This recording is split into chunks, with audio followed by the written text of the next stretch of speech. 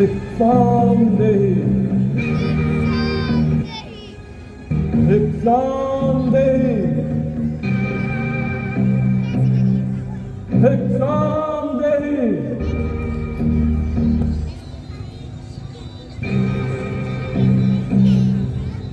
भिक्षाम देहि।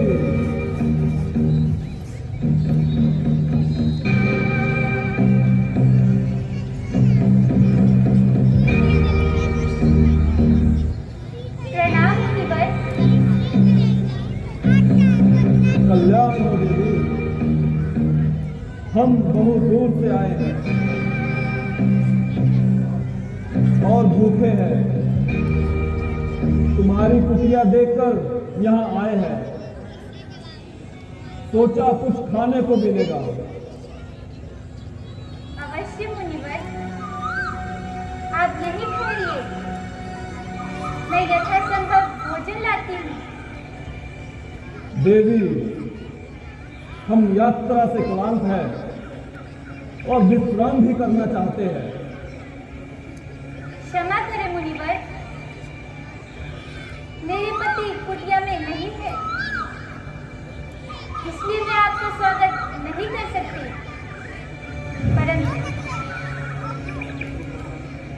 परंतु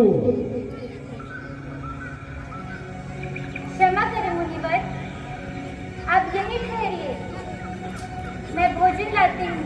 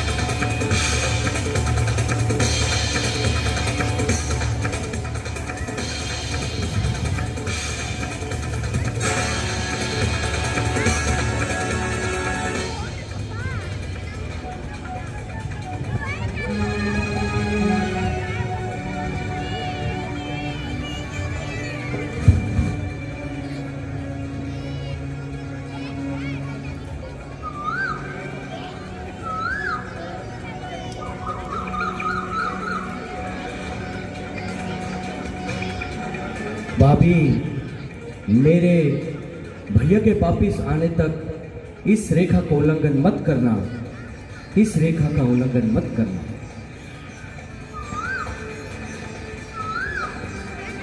मुनिवर, भोजन लाई हूँ, लीजिए मुनिवर। ले आओ देवी। कृपया आपको ही यहाँ आना होगा।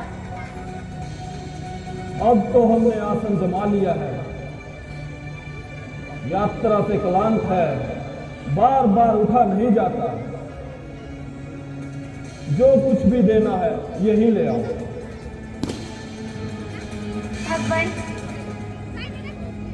मैं इस सीमा रेखा से बाहर नहीं आ सकती, आपको ही कहीं करना पड़ेगा। देवी, तुम कोई आर्य कन्या नहीं लगती। द्वार पर आया हुआ अतिथि भगवान का रूप होता है और तुम हमारा तिरस्कार कर रही हो। नहीं नहीं मुनिवर, अतिथि तो देवता होता है,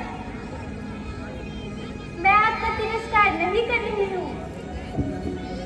वास्तव में मेरे देवर ने मेरी सुरक्षा के लिए एक शक्ति रेखा खींच कर गए हैं और बोल गए हैं, मर्यादा की सीमा मत लांघना, इसलिए आप पूरा मत मानिए। बस बहुत हुआ, तुम बार बार हमारा तिरस्कार कर रही हो। पहले तो मुझे कुटिया में आने से रोका और अब ऐसे भोजन दे रही हो जैसे हम कोई पशु पक्षी हो। ऐसा व्यवहार तो नीच जाति के लोगों के साथ भी नहीं किया जाता।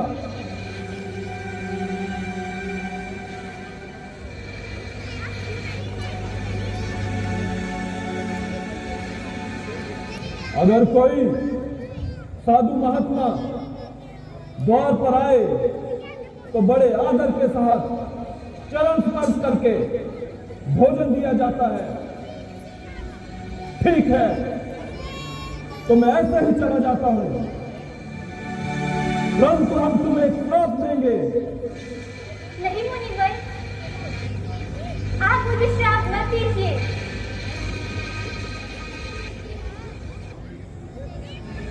आप मुझे अपनी पुत्री के समान समझिए।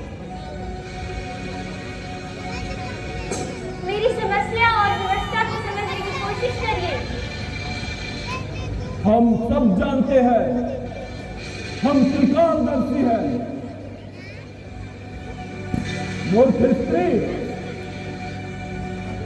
हम देख रहे हैं कि तुम्हारा पति इस समय एक स्वर्ण मृग का शिकार करने के लिए वनों में मारा मारा भटक रहा है, और वही स्वर्ण मृग एक बार तीखे सिंहों से तुम्हारे पति को आहत भी कर चुका है। फिर भी तुम्हारा पति उसका पीछा कर रहा है। हम तुम्हें श्राप देते हैं कि वही स्वर्ण मृग अपने तीखे सिंहों द्वारा तुम्हारे पति को। नहीं नहीं मुनिवर, आप श्राप मत दीजिए। मुझे आप श्राप मत दीजिए। मुझे माफ कर दीजिए, मुझसे भूल हो गई। मैंने आपकी शक्ति को नहीं पहचाना।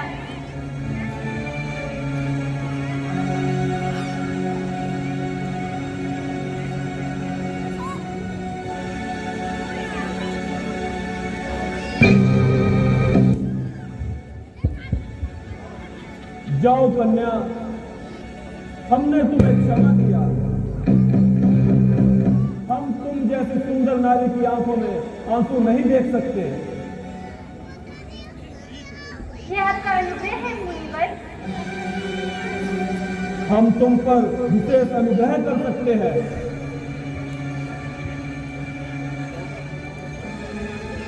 तुम वनों में रहने वाली कोई साधारण स्त्री नहीं लगती। तुम्हारा मस्तक कहता है कि तुम किसी राजघराने से आई हो। कहो कहो, क्या नाम है तुम्हारे पिता का? मैं मिथिला नरेश, महाराज जनक की पुत्री हूँ। मिथिला की राजकुमारी, और इस अवस्था में? ये कैसा दुर्देव है जिस कंचन काया को देखकर देवता भी लालायित हो उठते हैं, और तुम उसे इस घास फूस की कुटिया में व्यक्त करा रही हो।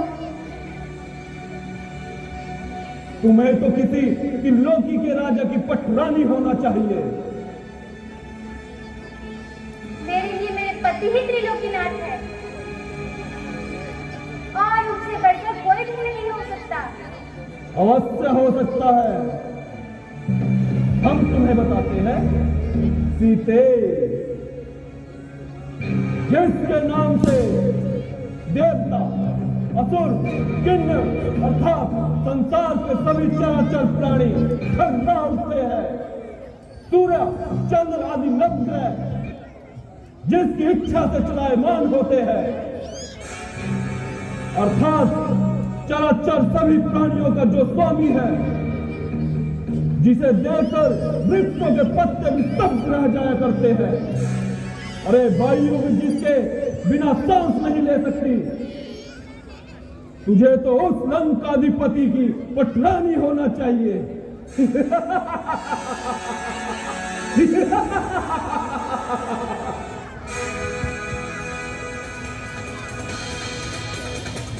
ऐसे पाप पुण्य वचन कहते हुए तुम्हें शर्म नहीं आती? तुम महात्मा के भेष में एक दुरात्मा हो। कौन हो तुम? तुम्हारा दास लंकाधिपति रावण।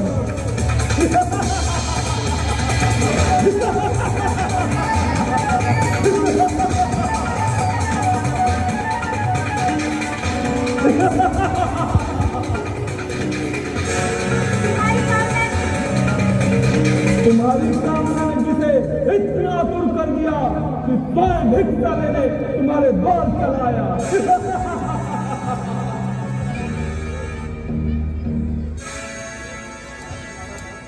आज तुम्हारा भाग्योदय हो गया सीते। कल से हमारे महल की 5000 स्त्रियां पटवानी की भांति तुम्हारी सेवा करेगी। दुष्ट, तूने ऐसा कैसे सोच लिया?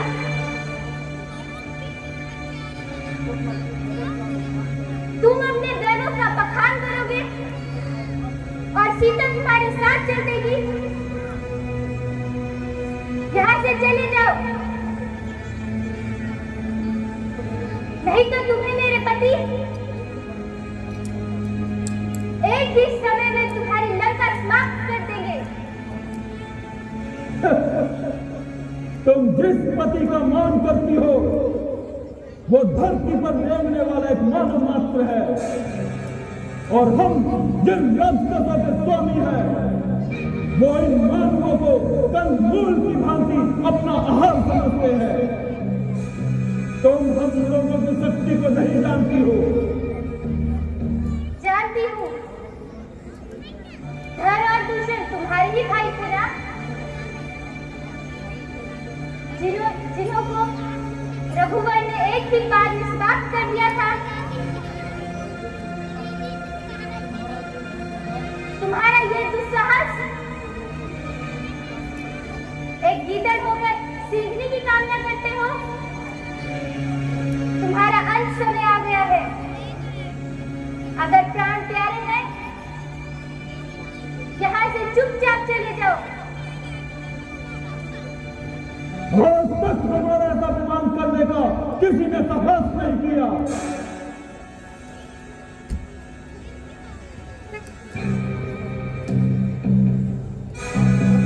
आज तक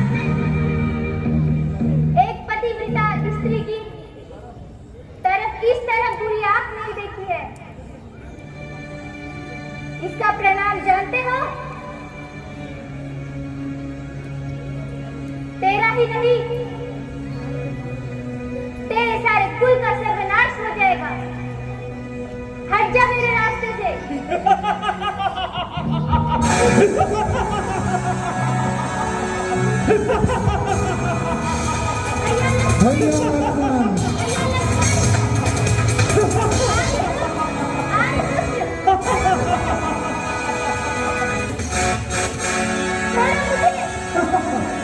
एक बार जो स्त्री मर्यादा का रेखा का उल्लंघन कर लेती है, दोबारा उसका उसके भीतर जाना नामुमकिन होता है।